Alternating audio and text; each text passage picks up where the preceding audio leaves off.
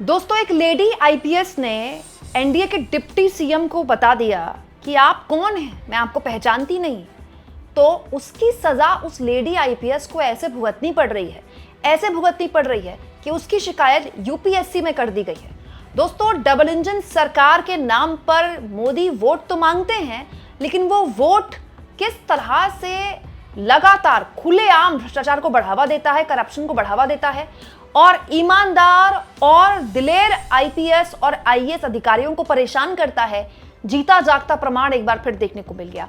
कल मैंने आपको ये खबर दिखाई जिसके जरिए मैंने आपको बताया दोस्तों कि एक लेडी आईपीएस जिन्होंने बहुत ही शानदार तरीके से डिप्टी सीएम अजित पवार को ना केवल मुंहतोड़ जवाब दिया बल्कि उनके पूरे करप्शन की पोल खोल दी। अंजना कृष्णन दोस्तों आईपीएस हैं, डीएसपी के तौर पर महाराष्ट्र में इस वक्त तैनात हैं, लेकिन अचानक से उनका और अजित पवार का एक वीडियो वायरल हो गया।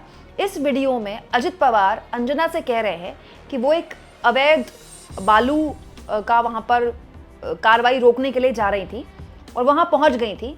अचानक से जो लोग ये सब कर रहे थे उन्होंने अजित पवार को फ़ोन मिलाया, सीधे डिप्टी सीएम को, और उनको लेडी आईपीएस का फ़ोन पकड़ा दिया। लेडी आईपीएस अंजना कृष्णन ने कहा कि मैं आपको नहीं पहचानती, आपको मुझसे बात करनी है, आप मेरे फ़ोन में कीजिए, मैं कैसे मानूं कि आप डिप्टी सीएम हैं।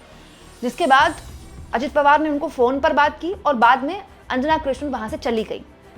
ये हुआ दोस्तों, तो वीडियो वायरल हो गया और एनडीए की ज़बरदस्त किरकिरी हुई, ज़बरदस्त तरीके से। दोस्तों, अगर आपको लग रहा है कहानी यहीं ख़त्म हो गई, तो नहीं। ये बात एनडीए के नेताओं को इतनी बुरी लगी है कि अब ये सब मिलकर अंजना कृष्णा के पीछे पड़ गए।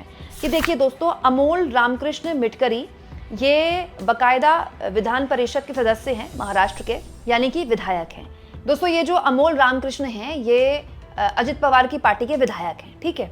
इन्होंने एक चिट्ठी लिख दी है यूपीएससी को। ये है वो चिट्ठी जिसमें वो क्या कह रहे हैं कि अंजना कृष्ण आईपीएस के दस्तावेजों की सत्यापन के संबंध, मतलब ये चाहते हैं कि अंजना कृष्ण के जो पेपर्स हैं, जो डॉक्यूमेंट्स हैं, उनका सत्यापन किया जाए, चेक किया जाए। यूपीएससी चेक करके बताए कि अंजना कृष्णा ने जो पेपर सबमिट किए हैं वो ठीक है कि नहीं है। देखिए यहाँ पर लिखा है, मैं विधान परिषद का सदस्य होने के नाते आपका ध्यान इस ओर आकर्षित करना चाहता हूं कि अंजना कृष्ण आईपीएस द्वारा प्रस्तुत किए गए शैक्षणिक, जाति प्रमाण पत्र तथा अन्य आवश्यक दस्तावेजों की गहन जांच, सत्यापन किया जाना अत्यंत आवश्यक है। क्यों? क्योंकि प्रस्तुत अभिलेखों एवं जानकारी की सत्यता को लेकर संदेह व्यक्त किया गया है। मतलब अब अचानक से अजित पवार की पार्टी के विधायक को लगा है कि भाई ये तो अंजना कृष्ण जो हैं, आईपीएस जो हैं, इनके तो पेपर की जांच होनी चाहिए, और वो किसको बोल रहे, यूपीएससी को। दोस्तों, सबसे पहले तो ये यूपीएससी पर सवाल है। क्यों? क्योंकि यूपीएससी अगर किसी कैंडिडेट को एक्सेप्ट कर रही है, उसके बाद उसको ट्रेन कर रही है, उसके बाद उसको पोस्टिंग मिल रही है, तो ये यूपीएससी पहले ही चेक करती है ना। पेपर्स पहले से चेक होते हैं, उसके बाद ही सारी कार्रवाई होती है। लेकिन अब विधायक जी से यूपीएससी से कह रहे हैं कि आप दोबारा से चेक कीजिए, तो मतलब आप तो यूपीएससी पर ही सवाल खड़े कर रहे हैं, ठीक है। दूसरा, विधायक जी को अचानक से होश आई है कि अंजना कृष्ण के जो पेपर हैं वो उनमें कोई सवाल हो सकते हैं, उनमें कोई उनको शक हो सकता है, तब जब उनके डिप्टी सीएम पर उनके भ्रष्टाचार की पोल अंजना कृष्णा ने खोल दी। क्योंकि कल भी मैंने वीडियो में सवाल उठाया था, आज भी मैं यही सवाल उठा रही हूँ। अगर कहीं पर अवैध बालू का काम हो रहा है तो प्रशासन की तरफ से डीएसपी अंजना कृष्णा और वहां रोकने जा रही है, तो ये उनका काम है। डिप्टी सीएम ने फोन करके उनको क्यों रोका? डिप्टी सीएम को क्या मतलब? उनको तो ऐसे अधिकारी को शाबाशी देनी चाहिए थी कि बहुत बढ़िया है, ऐसी खूब कार्रवाइयां करो। दोस्तों, न केवल रोका गया अजित पवार द्वारा उनको, बल्कि तू तड़ाक करके अंजना कृष्णा से बोला गया मैं तेरे पे एक्शन लूंगा। ये बोला है ऑन रिकॉर्ड, आप चाहें तो मेरा ये वीडियो देख सकते हैं। तो अजित पवार कौन होते हैं भाई? एक आईपीएस को, एक लेडी आईपीएस को इस तरह से धमकाने वाले। खुलेआम धमकाया गया लेडी आईपीएस को, उनके काम में बाधा डाली गई, उनको इतना इंपॉर्टेंट काम करने से रोका गया। क्या ये कम था? यूपीएससी से पूछा जा रहा है आईपीएस के लिए कि जरा पेपर जांच कीजिए इनके, इसके बाद बताइए कि इनके पेपर ठीक हैं कि नहीं, इनका जाति प्रमाण पत्र ठीक है कि नहीं है, इनके जो बाकी शैक्षणिक इनकी योग्यताएं हैं कि नहीं है। दोस्तों, ये साफ तौर पर बताता है कि एनडीए के राज में अधिकारियों पर किस तरह का दबाव बनाया जाता है। एक लेडी आईपीएस एक लेडी आईपीएस एक डिप्टी सीएम के सामने फौलाद की तरह खड़ी होती है कि मैं नहीं पहचानती आपको, आप कीजिए मेरे फोन पर फोन अगर आपको आदेश ही देना है तो। लेकिन उसका खामियाजा उसको कैसे भुगतना पड़ता है। खुलेआम भ्रष्टाचार को बढ़ावा देने वाले अजित पवार के विधायक कह रहे हैं कि अब इनके पेपर के आप जांच कीजिए।